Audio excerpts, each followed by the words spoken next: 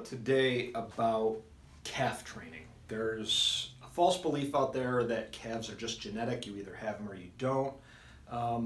They're just as genetic as every other body part you have.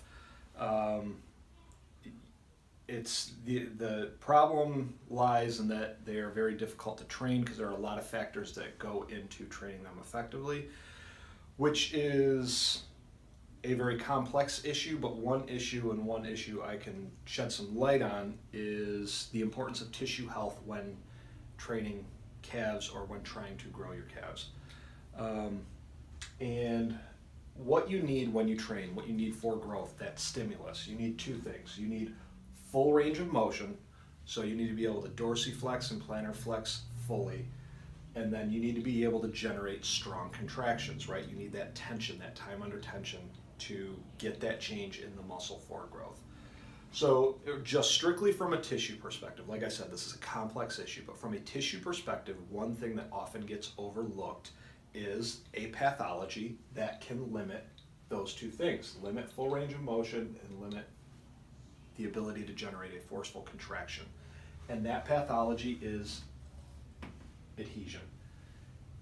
If you have a muscle and you're training, you need that muscle to go through a full range of motion so that you can overload it through a full range of motion, and then you also need it to contract.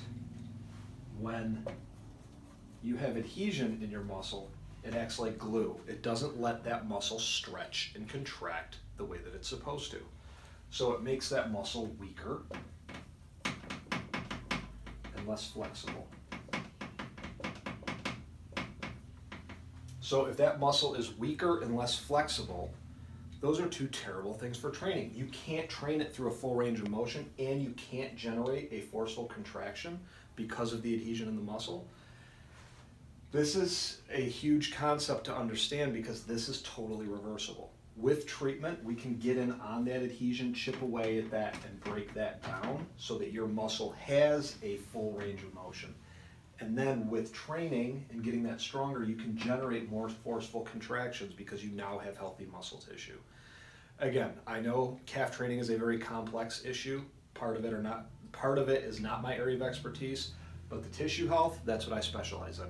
So if you're having any issue getting your calves stronger, bigger, whatever your goal is, please consider the fact that you may have adhesion. We have a lot of tests that you can do at home, and just contact me if you have any question about that to see if your range of motion is full, because if you have full range of motion, 9 times out of 10 you have healthy muscle tissue along with it. So like I said, contact me, let me know. I can give you the tests, let you know what they should be, and we can figure out if that's something that's limited and something that you need to work on. Thanks for listening.